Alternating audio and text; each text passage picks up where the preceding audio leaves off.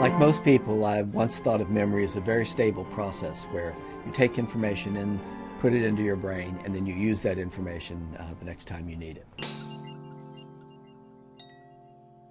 But the experiments we did in the late 1990s and published in 2000 sort of opened up a whole new wave of research. It certainly blew me away when we made the discoveries at that time, showing that each time you take a memory out, it's subject to change. And this is part of what's called reconsolidation. The updating of memory, the changing of memory. A memory is brought back to an active state, and once that happens, the memory has to be put back into the brain and restored in order for it to be used again in the future in the same way. But it also can be a bad thing when a person, for example, with post-traumatic stress disorder is reconsolidating a memory over and over again, making it stronger and stronger each time because the stress is so powerful each time that it's retrieved. Reconsolidation has been studied for many years now, more than 10 years. And there are other things we know about how the brain makes this reconsolidation process. But what we don't know are the exact conditions under which the memory is going to be changed in this way. And that's what the present experiment addressed. We modified the classical methods to study memory in rats. Normally you associate a tone and present a little shock.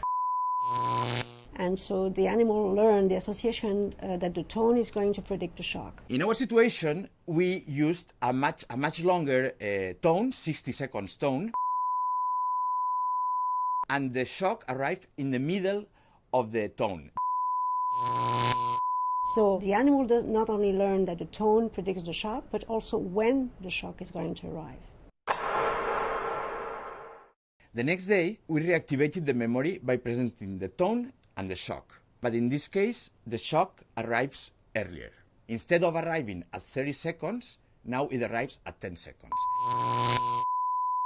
So this way, by having the shock arriving earlier, we force the animal to update their memory because there is something new and different. So immediately after, we injected in the rat brain a drug that is known to erase memories and prevent reconsolidation.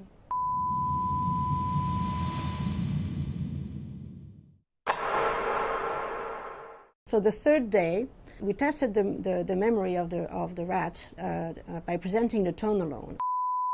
And so we expect that for the animal that remembered well that the tone predicts the arrival of the shock, they would be afraid of the tone. And that's exactly what happened for the control groups that didn't receive the drug. But the group that received the drug showed less fear to the tone, showing that the memory was impaired. The amazing thing was that the rats that received the same drug, but the time of arrival of the shock was not shifted, these rats didn't show any impairment of fear memory, showing that new information is necessary during reactivation in order to trigger reconsolidation. We showed that what triggers reconsolidation is actually when new information triggers the update of the old memory, but also that time is actually one of the most important elements of the association. So we now know that we have to add new information to the experience if we want that memory to be changed. 1, 2, 3. Yes! My radio is playing the song I once knew, a song I used to whistle to.